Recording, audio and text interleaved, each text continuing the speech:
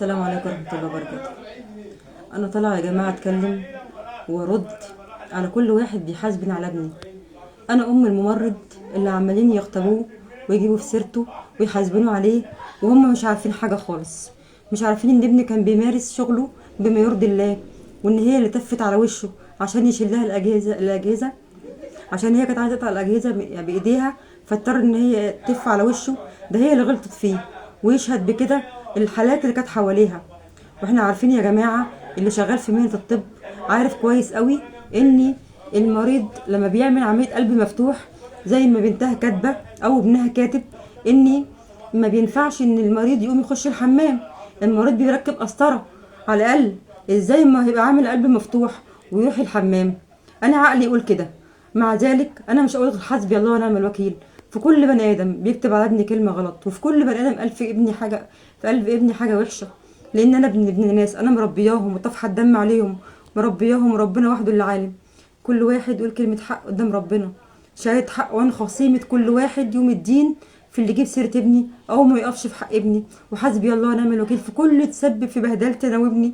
احنا بقالنا 3 ايام، ربنا وحده اللي يعلم بينا، خدوه من بيته ورموه في القسم، وكل شويه كنا نروح نسال، ما كانش حد يدلنا، ان انا ابني جوه وابني جوه وانا مش عارفه عنه حاجه. مين يرضى بكده؟ اي ام سمعاني تحس بيا، اي ام سمعاني تحس بيا، اي واحد يعرف ربنا يحس بيا.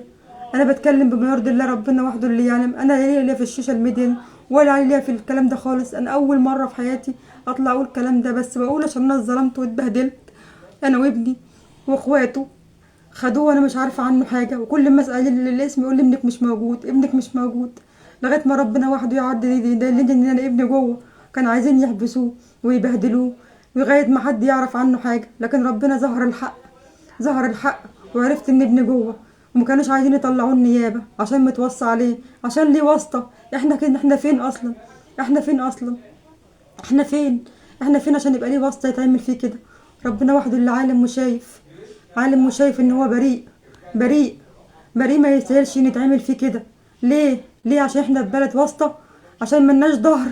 ربنا ظهرنا، ربنا ظهرنا. وحسبي الله ونعم الوكيل في كل من يجي على ابني، وحسبي الله ونعم الوكيل في كل من قال تعليق وحش على ابني. ليه يعملوا كده فينا؟ كنت قاعده في الشارع، اقسم بالله العظيم انا كنت قاعده في الشارع، كل ما اقرب من امين الشرطه وما يقول لي امشي يا مره، اقعدي في الشارع. ليه ابني عمل ايه عشان يتعمل فينا كده؟ عشان ملناش واسطه غير ربنا، واسطتنا ربنا عز وجل، ملناش غيره. طمعانين في رحمته. بعد ما كان ممرض نديم زي الفل يتبهدل كده، اخش على ابني الاقيه مش داري بالدنيا ولا اللي حواليها، ولا شايف حد حواليه، ولا من كتر من هو المناظر والكتر الحطه اللي هو اتحطوا فيها. ده غير الشارع والناس لما دخلوا علينا بالليل. ده انا لو عم بعمل ايه مش هيحصل فيا كده، لو ابني عم بيعمل ايه مش هيحصل فينا كده. على العموم وفوض امري لله، فانه بصير العباد، وان الظلم لظلمات اليوم الدين، عشان ابني ما يستاهلش كده. انا يا جماعه معلش، انا اسفه طولت عليكم، بس غصب عني. انا قلبها محروق، ابنها تعب واترمى بسبب الموضوع دوت ابني عنده اكتئاب نفسي بسبب الموضوع ليه؟ وانهيار عصبي بسبب الموضوع ليه يا جماعه؟ ليه؟ اي ام تحسي باللي انا فيه، اي ابن تحس ان ابني عنده 20 سنه 21 سنه يتبهدل كده؟ ليه يا جماعه؟ ليه؟ بس ربنا كبير وييسر له ولاد الحلال اللي راحوا مع النيابه ودوه النيابه، ووكيل النيابه طلعوا بريء ومعلوش اي حاجه، عشان ده راجل ربنا يبارك له. لو شاف الفيديو ده ربنا يبارك له. انا رحت يا جماعه، انا جبت رقم ابنها واتصلت بابنها، لو هو شاف الفيديو ده دلوقتي يرد، يعني يشوف ان انا اتصلت بيك واتحايلت عليك وقلت لك ابوس على رجليك قبل ايديك، بس خرج لي ابني. قال لي حاضر وتريبي بودي محضر النيابه، محضر النيابه. لو هو شاف الفيديو ده، انا خصمتك ليوم الدين في اللي انت عملته فيا وفي ابني. ليه تعمل فيك؟ عشان ملناش واسطه. واسطتنا ربنا عز وجل، مش هقول غير كده. وفوضت امري ليك يا رب في كل من يجي عليك يا ابني، بس ربنا ظهر الحق والحمد لله في النيابه، وابني ما طلعش طلع بريء. وعايزه اقول وانا اشهد وزير الداخليه بناشد الرئيس السيسي، هو ابنك، هو ابنك، وانا ربنا وحده اللي يعلم، ملناش غيرك في الدنيا دي كلها، انت رئيسنا. يرضيك اللي حصل في ابنك ده؟ يرضيك؟ لو يرضي اي مسلم، يرضي اي مسلم اللي حصل فيه ده. انا هقول لك على حاجه، مسلم او مسيحي كلنا اخوات، كلنا اخوات يوم الدين. ما يستاهلش ان يحصل فينا كده، وما يستاهلش ان احنا نتبهدل كده، عشان ملناش واسطه، عشان ملناش واسطه، وسطنا ربنا. اهانه التمريض بجميعه، التمريض اللي هو مالك الرحمه، ملاك الرحمه، اللي ربنا قال ملاك الرحمه، يبقى هو ده جزاته، يبقى هو ده جزاته.